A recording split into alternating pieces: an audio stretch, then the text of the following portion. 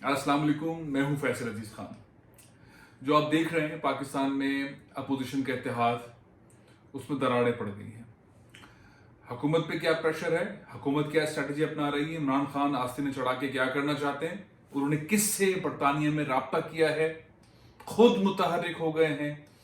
حکومت کی کوششیں، ان کے وزراء کی کوششیں، شہزاد اکبر صاحب ایک سائڈ پر، فاروق نسیم صاحب ایک سائڈ پر، اٹارنی جنرل صاحب ایک سائڈ پر، دفتر خارجہ دوسرے سائڈ پر، عمران خان خود میاں صاحب کو واپس لانے کے لیے کیا کر رہے ہیں، یہ میں آپ کو بتاتا ہوں۔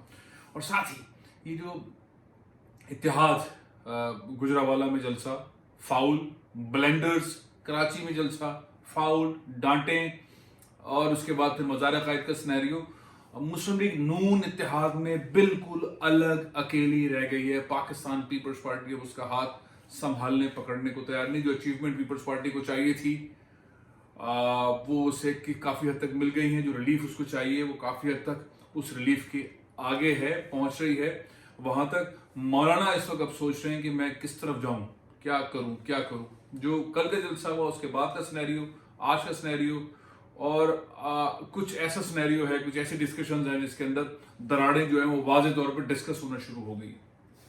پہلی دراڑ تو آپ کو جیسے پتہ ہی ہے کہ نواز شریف صاحب کا جو گجرانوالہ میں خطاب تھا، جو انہوں نے لفظ استعمال کیے، انہوں نے آرمی چیف کو، ISI چیف کو، اور جس طرح سے پکارا، جس طرح سے بات کی، یہ پاکستان کی تاریخ میں ایسا نہیں ہوا، اور پاکستان کی دیگر سیاسی جماعتوں نے اس کو اون نہیں کیا، انکلوڈنگ مسلم لیگ نون کے اندر بہت سارے لوگ اس کو اون نہیں کر رہے ہیں۔ میاں صاحب کو اس جو پہلی دراڑ انہوں نے ڈالی تھی اس کے بعد ان کو الگ رکھ دیا گیا۔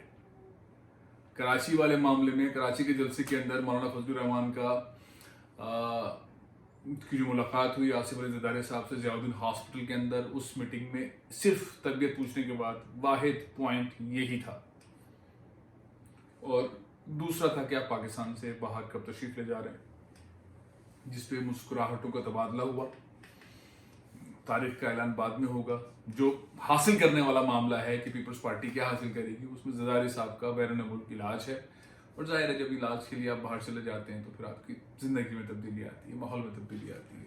تو پیپلز پارٹی اس پہلے ٹارگٹ پہ پہنچ رہی ہے کہ زرداری صاحب کو علاج کے غرض سے پاکستان سے باہر جانا چاہیے، اور اس کے لیے ظاہر ہے جو انہوں نے کوششیں کی ہیں، محنت کی ہیں، وہ اس کے نتائج قریب ہیں۔ مولانا فضل الرحمان صاحب اور آصف زرداری صاحب کے درمیان ذرائع یہ کہتے ہیں کہ یہ طے پایا کہ نواز شریف کو خطاب کرنے کا موقع نہیں دیا جائے گا کراچی میں۔ ساتھ ہی بہت امپورٹنٹ لوگوں کا کہنا یہ ہے کہ صرف ایک فون ہوا ہے، نواز شریف صاحب کا گلا خراب ہو گیا۔ آفیشلی نون لیگ نے کہا میاں صاحب کا تو گلا خراب ہے، وہ تو خطاب کریں گے نہیں۔ تو پہلے خطاب کے بعد صرف گلا خراب ہوا ہے یا اور کچھ بھی خراب ہوا ہے، لیکن جو انہوں نے خطاب فرمایا ہے اس خطاب کے کانٹینٹ کو کوئی اون نہیں کر رہا ہے، انکلوڈنگ مسلم لیگ نون کے اندر بہت بڑی تعداد کے اندر لوگ اون نہیں کر رہے ہیں۔ کہ پاکستان میں بہت ڈفرینٹ قسم کا ماحول ہوتا ہے۔ انفرادی طور پر فوج کچھ نہیں، فوج اجتماعی ہے، اور یہ قوم بھی جانتی ہے، اور قوم فوج کے پیچھے کھڑی ہے۔ تو قوم اور فوج کے درمیان جو محبت اور لگن اور ایک ایسا جذبہ ہے، اس کو کوئی سیاسی رہنما ڈیمیج نہیں کر سکتا اپنی تقریروں سے۔ اور وہ اس لیے ہے کہ مجھے کیوں نکالا، اس کو کیوں رکھا، مجھے کیوں نکالا، اس نیریٹو پر تو بالکل بھی نہیں ہو سکتا، کوئی لاجک کا نیریٹو ہے نہیں۔ تو اس لیے بڑا نقصان ہوا ہے۔ پہلی دراڑ نمبر 1 نواز شریف صاحب نے ڈالی۔ دوسری دراڑ جو اس میں ڈلی، نواز شریف صاحب کو خطاب سے روکا۔ مولانا فضل الرحمان صاحب اور آصف علی زرداری صاحب کی ملاقات کے بعد یہ فیصلہ ہوا، اور ایک فون کال۔ دراڑ نمبر 2۔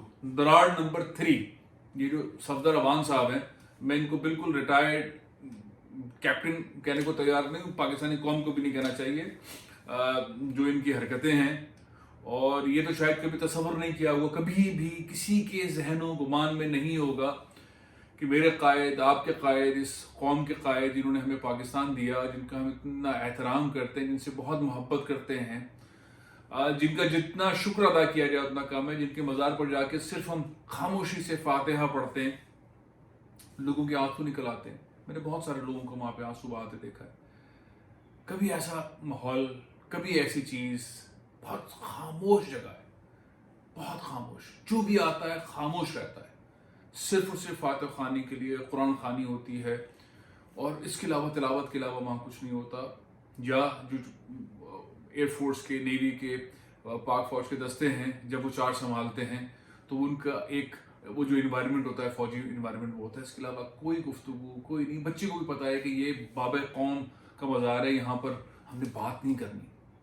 یہ کیسی تربیت ہے مسلم لیگ نون کی؟ یہ مسلم لیگ لگانا بھی نون لیگ کے سامنے بہت ہوا ہے. اس کو صرف نون لیگ کہنا چاہیے، مسلم لیگ نہیں کہنا چاہیے. یہ بالکل توہین ہے جو ہوا ہے. یہ بہت بڑی دراڑ ہے اس اتحاد میں، کیونکہ پاکستان پیپلز پارٹی اس نیریٹو کے ساتھ نہیں ہے اور سیاسی جماعتیں اس نیریٹو کے ساتھ نہیں ہیں. آپ جائیں اور جا کے آپ مجھے کیوں نکالا اور ووٹ کو عزت دو اور فلانا اور مزاق کے اوپر کھڑے ہو کر اور اشارے کر کر کے اس طرح کی جو ہے وہ تذلیل کریں، اس طرح کی توہین کریں. یہ سیاست کی تذلیل ہے. یہ قائد کے مزار پر جو کچھ ہوا ہے اس پہ بہت رنجیدہ ہے قوم. سوشل میڈیا کے اوپر بہت سارے لوگ جو کبھی نہیں بولتے وہ اس کے اوپر غصے میں ہیں، بہت محبت کرتے ہیں. آپ اپنی سیاست کریں، جو سیاست کرنی ہے کریں. قائد اعظم غیر متنازع ہے. قائد اعظم سے محبت، قائد اعظم سے لگاؤ، قائد اعظم کی عقیدت، قائد اعظم کے مزار کا احترام سب پر 100% لاگو ہے. یہ قابل برداشت نہیں ہے. اور جس طرح سے سپورٹ کیا، سپورٹ سے مراد ہے کہ ایف آئی آر درج نہیں ہو رہی تھی سندھ حکومت کے اوپر، پھر دباؤ آیا، عوامی دباؤ بھی تھا ایف آئی آر درج کرنے کا، پریس کانفرنسز ہو گئیں، مطالبات آ گئے وفاقی حکومت کے نمائندوں کے، وزراء کے. ایف آئی آر درج کر دینی چاہیے تھی. پھر ایف آئی آر درج کرنے میں رکاوٹیں ہوں تو پھر ظاہر ہے پھر وہ ایک عوامی غصہ سامنے آتا ہے. وہ پاکستان پیپلز پارٹی برداشت نہیں کر سکتی تھی، سندھ حکومت برداشت نہیں کر سکتی تھی، اور ایک مشکل میں پھنس گئی سندھ حکومت کہ دراڑ ہمارے ہاتھ سے لگے گی یا آپ ڈال دیں دراڑ. تو جن کو کہا انہوں نے آ کے دراڑ ڈال دی، کیونکہ یہ ایک قومی معاملہ ہے. یہ ایک ایسا معاملہ ہے جو مملکت کا معاملہ. یہ جو ہوا، جو صفدر عوان نے کیا، یہ ناقابل برداشت ہے. اور بہت سارے لوگ حیران تھے جب وہ نعرہ لگا رہے تھے. وہ مسلم لیگ نون کے تھے، وہ بہت نیوں کر کے تھے کہ یہ کیا ہو رہا ہے، کیونکہ انہیں اندازہ تھا کچھ نون لیگ کے ایسے قائدین بھی تو ہیں، ایسے رہنما بھی تھے جن کو پتہ ہے کہ کیا غلطی ہو رہی ہے. روک نہیں سکتے تھے، ظاہر ہے روک نہیں سکتے تھے، لیکن جو ہوا بہت برا ہوا. اور یہ بہت بڑی یہ دراڑ ہے. اس دراڑ کے اوپر مختلف سیاسی رہنما اپنے نقطہ نظر کا اظہار کر رہے ہیں. اس کو مختلف جگہ پہ چور اور اس کے نعروں سے وہ دے رہے ہیں. ایسا نہیں ہو سکتا کہ قائد اعظم محمد علی جناح کے مقبرے کے اوپر آپ اس طرح کی نمائش کریں، اس طرح کے نعرے لگائیں اور آپ کو کچھ نہ کہا جائے، اور اس کو مختلف جگہوں کے نعروں سے اور چیزوں سے جوڑا جائے. یہ بالکل ڈفرنٹ ہے اور اس کو شاید کوئی پاکستانی کسی صورت کے اندر بھی قبول نہیں کرے گا. تو دراڑ نمبر 3. دراڑ نمبر 4 سندھ حکومت کے ماتحت ہے. مشتاق مہر صاحب 100% پاکستان پیپلز پارٹی کی جو حکومت ہے ان کے بغیر سانس بھی نہیں لیتے، چلتے بھی نہیں ہیں، پوسٹنگ بھی نہیں کرتے، کچھ بھی نہیں کرتے. یہ کلیم امام جیسے آئی جی نہیں ہے، یہ اے ڈی خواجہ جیسی آئی جی نہیں ہے. یہ تو بالکل فکسڈ آئی جی ہے، جو پیپلز پارٹی کہے گی ویسا میں کروں گا. اس کے علاوہ وہ نہ کہیں نظر آتے ہیں، نہ خطاب فرماتے ہیں، نہ لوگوں سے ملتے ہیں، نہ کچھ کرتے ہیں. بالکل خاموش قسم کا سینیریو ہے. تو ان کے پوچھے بغیر ایف آئی آر درج نہیں ہو سکتی. اس میں کوئی شبہ نہیں ہے. ایف آئی آر کیسے درج ہوئی ہے؟ لوگوں مختلف قسم کے مفروضے چل رہے ہیں، رینجرس نے یوں کر لیا، فلانا نے ایسا کر لیا. وہ بھائی ساری وفاقی وزیر آ کے چیخ رہے چلا رہے ہیں، سوشل میڈیا کے اوپر لوگ چیخ رہے چلا رہے ہیں، اداکار چیخ رہے چلا رہے ہیں، میڈیا شور مچا رہا ہے، پوری قوم شور مچا رہی ہے کہ یہ ہونا چاہیے، ایف آئی آر ہونی چاہیے. ایف آئی آر لیٹ ہوئی، پیپلز پارٹی پھنس گئی. آخرکار پیپلز پارٹی کو فیصلہ کرنا پڑا. دراڑ بہت بڑی ہے ایف آئی آر کی. اندر مسلم لیگ نون اور پاکستان پیپلز پارٹی کا ویسے ہی رویہ زیادہ پرانا نہیں ہے. جس طرح کے کلمات بلاول بھٹو نے نون لیگ کے رہنماؤں سے متعلق ادا کیے ہوئے، نون لیگ کے رہنماؤں نے ان سے ادا کیے ہوئے، تو دوستی کو تو زیادہ عرصہ ہوا بھی نہیں، اور بیچ میں تو پیچھے تو کمر میں بہت ایک دوسرے کے چھرے کھوپے ہوئے ہیں. تو یہ اتحاد دراڑوں کے اندر گھستا جا رہا ہے. تکلیف میں ساتھ بھی چلنا ہے، ساتھ نہیں بھی چلنا، لیکن پیپلز پارٹی نے جو حاصل کرنا تھا وہ کافی حد تک حاصل کر لیا ہے، اور اس کے نتائج بھی دکھنا شروع ہو جائیں گے. لیکن نون لیگ بہت بری طرح دھستی جا رہی ہے. بہت تکلیف میں آئے گی نون لیگ، کیونکہ ایف اے ٹی ایف والے معاملے کے اندر جو قانون سازی ہو گئی ہے، جس طرح سے نیب نے حرکت میں آنا ہے، تیزی سے چیزیں ہونی، اس میں بھی تکلیف ہوگی. تو دراڑیں جو ہیں وہ بن گئی. 4 دراڑیں میں نے آپ کو بتائی. کچھ دراڑیں ایسی ہیں جو آپس میں ہم نے اے پی سی کانفرنس کے اندر مولانا فضل الرحمان صاحب کی سنی تھی کہ مجھے جان بوجھ کے میری तकरीर को ऑन एयर नहीं करने दिया गया। कल वाले जलसे के अंदर भी इस तरह की बातें थी। गुजरावाले वाले मामले में थी कि मुझे उनके लोग खुश नहीं थे कि लोग चले गए, मैं तकरीर कर रहा हूँ, मैं सरबराह हूँ, लोग चले गए। तो लोग कैसे चले गए? तो ये जो दरारें अंदर की हैं, ये गुस्सा जो अंदर का है, ये गुस्सा भी बाहर आ रहा है। और ये गुस्सा जाहिर है कि ये इत्तेहाद फसाद की तरफ या इत्तेहाद खामोशी से ख़त्म, जिस इत्तेहाद का कोई कुल्ली तौर पर कोई मकसद नहीं है। सबके अलग अलग सियासी जमातों के अलग अलग मकसद हैं, मकासद अलग अलग हैं, और इतने सारे दरारों के बाद इसको उठाना, लेकर चलना बहुत मुश्किल है। अब जिसका आप इंतज़ार कर रहे हैं, सबसे अहम बात, नवाज शरीफ साहब को लाने के लिए जो इमरान खान साहब ने ये किया था ना, ये तो बचपन में स्कूल में आप देखते थे, गली मोहल्ले में भी देखते थे, सबको पता है कि जब बहुत गुस्सा हो नहीं छोड़ूंगा तो फिर ये होता है। तो फिर हुकूमत तो छू गई साइड पर। फरूक नसीम साहब अपना काम करें, शहजाद अकबर साहब अपना काम करें, अटॉर्नी जनरल अपना काम करे, दफ्तर खारजा अपना काम करे, और इदारे अपना काम करे। इमरान खान की ज़िंदगी के बड़े चैंपियन ईयर्स जो हैं वो बरतानिया में गुजरे हैं, लंदन में गुजरे हैं।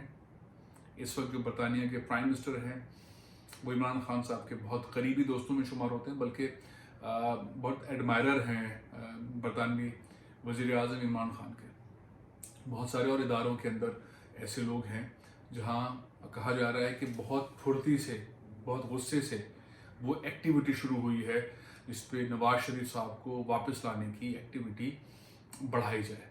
अब एक नई जंग है, वो जंग ये है कि मियाँ साहब अपने आप को एक पॉलिटिकल लीडर के तौर पर दिखाना चाहते हैं और पॉलिटिकल अजाइलम लेने के लिए।